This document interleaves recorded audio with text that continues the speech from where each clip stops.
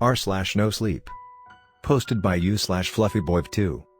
We arrived at a town where fog is covering everything. I feel like I'm being watched.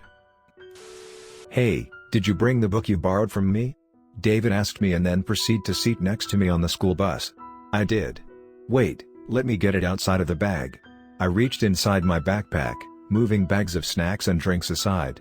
"Hold on, I don't think I have it in here." I stood up and grabbed the suitcase in the bunker above me which contained my clothes, personal equipment and the book. I handed the book over to him. "Thanks, I still haven't fully read it so you know. By the way, you read it very fast like 3 days." David opened the book and flipped pages after pages to see if it was still in a good condition. Well, what can I say? I was bored during those 3 days and excited about this trip at the same time. So I tried and distract myself from both of those by reading the book. It was an interesting read. Ugh, what the fuck? It was the voice of a girl, coming from the seat behind me. The guy next to her couldn't even say anything. "Get the fuck away from me, creep, there's no way I'm sitting with you," she said. Her name was Victoria. She's your typical mean girl in school. The guy next to her was Carl, the class nerd. It seems like she was scolding him because she didn't want to sit next to the guy. It was harsh, but there wasn't really anything I could do. The poor guy eventually gave up his seat and went to the back. A few minutes later, her boyfriend, Josh, sat down next to her. We were all high school students, so of course, we were horny as fuck. Josh made out with Victoria, but I didn't look at them actually making out. Just the sound. And on the bus, there was Hugh, the class representative. Mary, a teacher's pet. Jen, short for Jenny, is a friend with Victoria and another girl called Lora. We usually call the three of them the popular girls. Cliche, I know. And finally, we have Victoria's boyfriend, me, and David.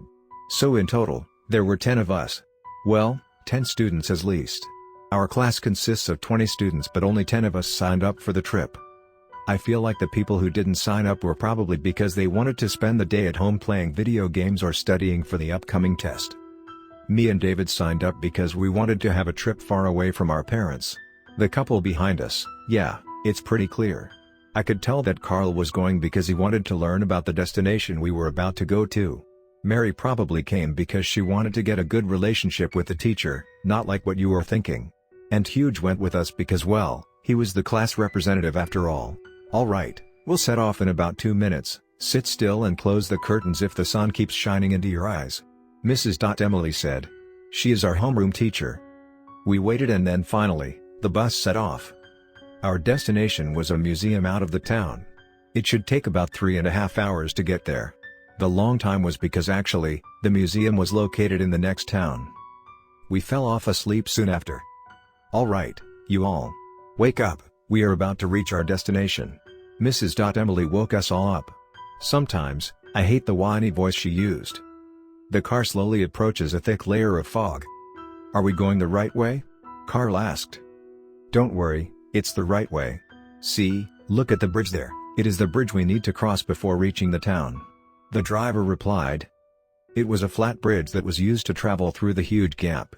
Under the gap was just a long river, but the water was too cold for someone to swim in.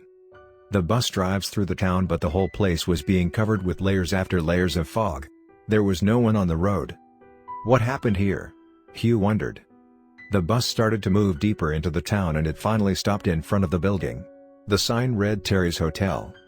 "Holy shit, they have enough money for us to sleep in a hotel?" David shockingly said.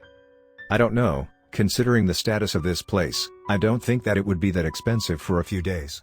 I turned to him and said, "Yeah, you're right." He calmed down.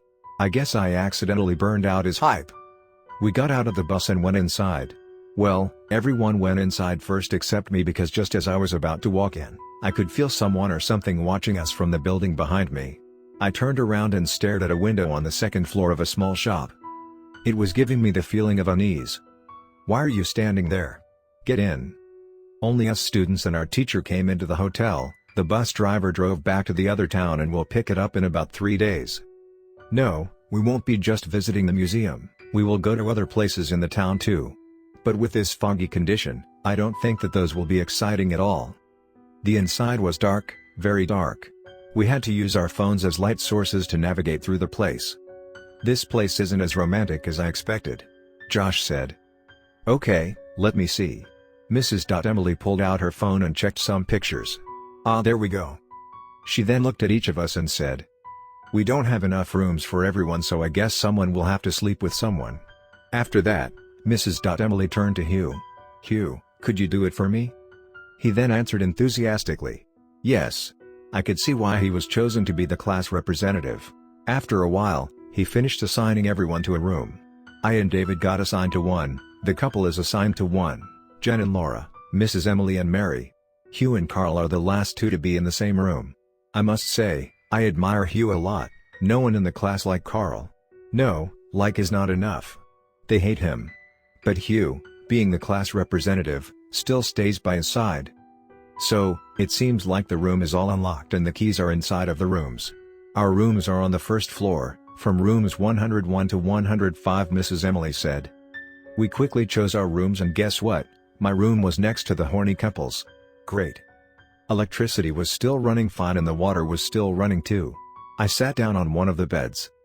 Hey, where do you think everyone is? I asked David, who was unpacking his stuff. Maybe, it's some kind of festival. He answered. Festival? If it is, then this festival doesn't seem fun to me.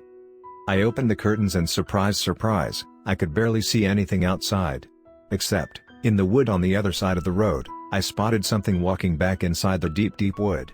Not walking, crawling. I turned back but there was no one in the room. I scrubbed my eyes and David was there, on his bed. You need something? And no. Never mind. Alright then. Was my mind playing tricks on me? I jumped on my bed and had a long sleep. A few hours later, I was woken up by a knock. Do you guys want to come down to the kitchen with us? It was Hugh's voice. David shakes me a little and asked, hey, wanna come? I answered very quietly because I just woke up and couldn't comprehend what was going on. Yeah. We're coming. David yelled. I opened the curtains and it was already dark outside. I looked over to the opposite side of the road, but then something hit me. Where's the building? Huh? What do you mean? I pointed outside. Over that side, there was a building. It was there when we first arrived here. Are you daydreaming? There wasn't anything there. It was just the wood. I stopped talking. Something is going on in this town. I washed my face and then headed downstairs. Everyone was in the kitchen. It seems like we'll have to cook. No restaurant is opened and there is also no convenience store. The only thing we have are ingredients left in the storage of this hotel. Hugh said. There was also a note that said we could use anything we want. Us high schoolers barely have any cooking experience. At most, we cooked some instant noodle and that's it. But that's when Mrs. Emily chimed in. Don't worry, my husband's mother is a great cook. She taught me to cook some Asian fried rice. I think we have enough ingredients for it. Everyone looked relieved. After dinner, we went back to our rooms. And not even 2 hours later, I went back asleep again. I was woken up by the sound coming from the room next to me. I know what it was. David was sleeping and every other room is quiet too, so it seems like only me and the couple aren't asleep. I opened the curtains and then the window to get some fresh air. I regret doing so. As soon as I opened it, I saw a long line of people, standing in the middle of the road. They were staring directly at me. I ducked down and sweat ran down my forehead, my whole body was shaking and my blood ran cold. I sat still for about 10 minutes and then peeked my eyes outside. They were gone. I immediately closed the curtains and the window. Yes, I did lock the door too. After all, I didn't get any sleep up until 2 a.m. It looks like the strip isn't off to a good start.